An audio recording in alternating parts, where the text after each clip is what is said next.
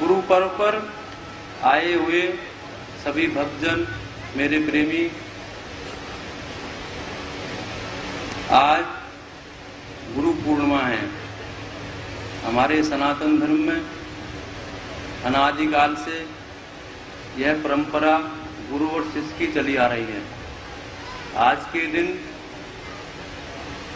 शिष्य गुरु के प्रति अपनी श्रद्धा प्रकट करता है। अपने भाव, अपनी श्रद्धा प्रकट करने का दिन है गुरु पूर्णिमा।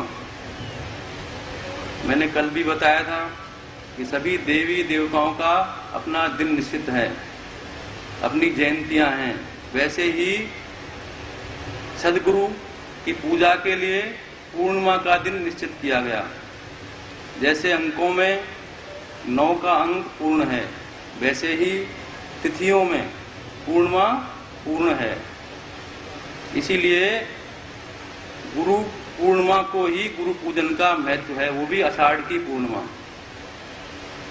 सभी हमारे शास्त्र पुराण, जितने भी हमारे ऋषि मुनि हुए हैं, सभी ने गुरु की महिमा का वर्णन किया है। गुरु का स्थान सबसे सर्वोच्च माना गया है। गुरु गोविंद दोऊ खड़े काके लागू पाए, बलिहारी गुरु आपको जिन गोविंद दियो मिलाए। तो गुरु का स्थान भगवान से भी ऊपर माना गया है। एक तरह से भगवान और गुरु में कोई अंतर नहीं है। भगवान तो स्वयं कहते हैं कि मोते अधिक संत कर लेखा। भगवान अपने मुख से कहते हैं कि मोते अधिक संत कर लेखा।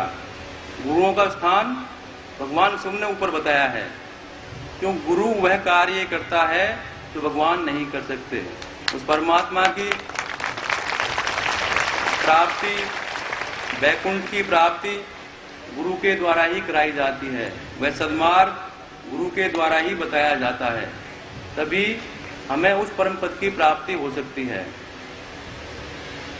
कबीरदास जी ने तो यहाँ तक कहा कि सब धरती कागज करूं, लेखनी सब बन रहा है, 7 समंदर की मस करूं, गुरु गुण लिखा न जाए। जैसे नाम का महिमा भगवान राम भी स्वयं बखान नहीं कर पाए, उसी तरह गुरु की महिमा कोई बखान नहीं कर सकता। इतना बड़ा भारी महत्व गुरु का आपके जीवन में है। भगवान शिव पार्वती जी को गुरु महिमा के बारे में बताते हैं। उनका जो भी वृत्तांत है उसके बारे में पुस्तक लिखी गई गुरु गीता। उसमें भगवान शिव ने पार्वती जी को गुरु की महिमा के बारे में बताया। एक बार भगवान शिव वंदन कर रहे थे। पार्वती जी को शंका हुई कि जिसका सारा संसार वंदन कर रहा है वो किसकी वंदना कर रहे हैं। जिज्ञासावश पार्वती ने भगवान शिव से पूछा कि हे भगवान, आप किसका वंदन कर रहे हो? सारी दुनिया तो आपको पूछती है, तो आप किसका नाम ले रहे हैं? भगवान शिव बोले, मैं उस परम गुरु की वंदना कर रहा हूं जिन्हें परम ब्रह्म कहा गया है, जो अकाल पुरुष हैं, जिनका काल नहीं होता, वे प्रलय में भी विद्यमान रहते हैं। वह है परम गुरु श्री नारायण। मैं उनकी वंदना कर रहा हूं। ऐसा भगवान शिव पार्वती से कहते हैं। भगवान शिव कहते हैं कि गुरु बिन ज्ञान न होई।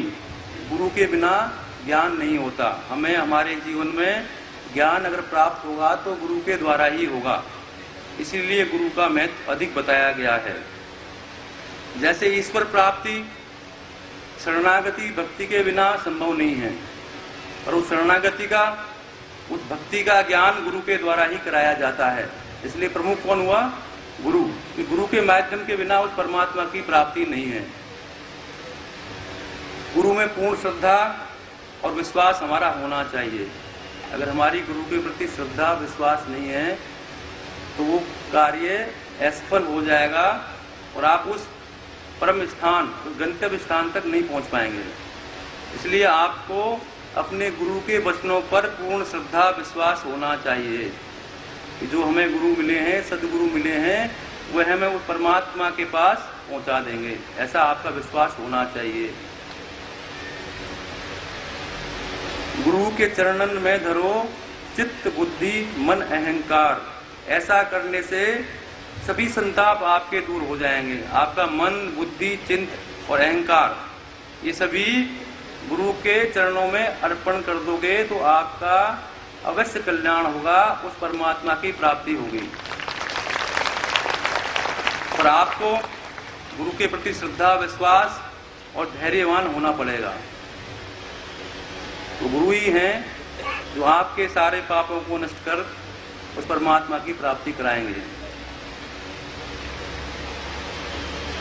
एक बार धर्मराज के यहाँ सभी जीवात्माएं, आत्मा शरीर को छोड़ती है तो सभी धर्मराज के यहाँ जाती हैं। तो वहीं उनका निर्णय होता है कि किसको कौन सी योनि कहाँ जन्म मिलेगा। तो सभी जीवात्माएं धर्मराज के दरबार में बैठी हुई थी, इंतजार कर रही थी कि धर्मराज आएंगे और हमारा निर्णय सुनाएंगे। धर्मराज के जो अकाउंटेंट होते हैं वो चित्रगुप्त, वो पूरा लेखा जोखा रखते हैं, वो भी साथ में ही खड़े थे।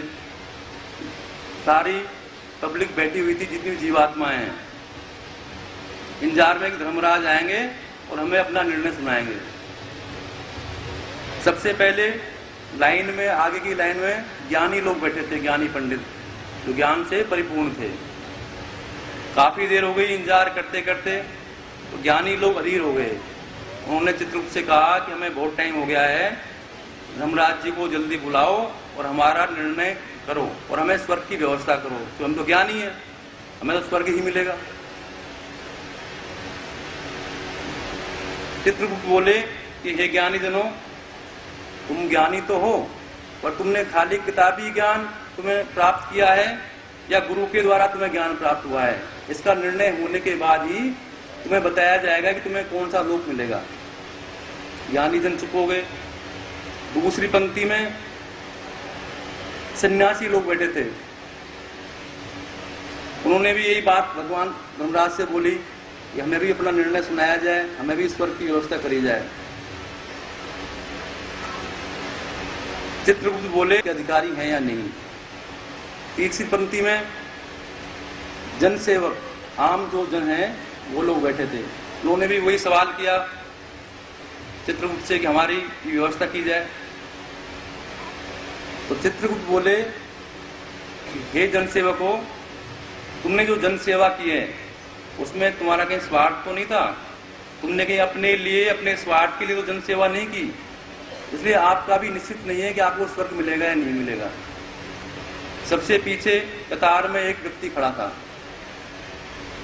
चित्रगुप्त ने उसको बुलाया, उससे पूछा। व्यक्ति बोला कि मैंने अपने जीवन में कोई भी अच्छा कार्य नहीं किया है, मैंने सिर्फ अपने गुरु के वचनों का पालन किया है और गुरु की सेवा की है, इसलिए मुझे दोबारा मृत्यु लोक में भेजकर अपने कर्म के द्वारा अपने पापों को नष्ट करके मैं दोबारा गुरु भक्ति ही करना चाहता हूँ। तो चित्रगुप्त बोले धर्मराज के सामने कि हे सज्जनों, हे सन्यासियों, ज्ञानियों, यह व्यक्ति जो सबसे पीछे खड़ा है, इसने कोई भी अच्छा कार्य नहीं किया है, कोई भक्ति नहीं की, कोई ज्ञान नहीं, कोई तप नहीं, कोई अनुष्ठान नहीं, इसने सिर्फ गुरु की सेवा की है और गुरु के वचनों का पालन किया है, इसलिए इसको वैकुंठ मोक्ष निश्चित है।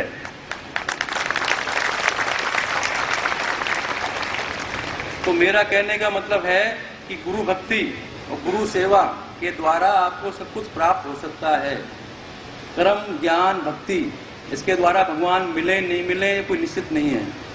और गुरु सेवा, गुरु के वचनों पर विश्वास करोगे तो आपको उस वैकुंठ की प्राप्ति अवश्य होगी, उस परमात्मा की प्राप्ति अवश्य होगी।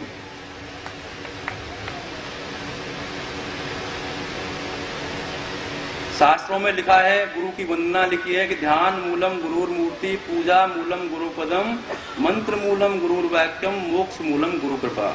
अगर ध्यान करना है तो गुरु की मूर्ति का, गुरु का ध्यान करो। पूजा करनी है तो गुरु के चरणों की करो। मंत्र मूलम गुरुर्वाक्यम, जो गुरु के द्वारा जो वचन कहे गए हैं उन्हें मंत्र मानकर उनका सिमरन करो। मोक्ष मूलम गुरु कृपा, तो आपको मोक्ष अवश्य मिलेगी।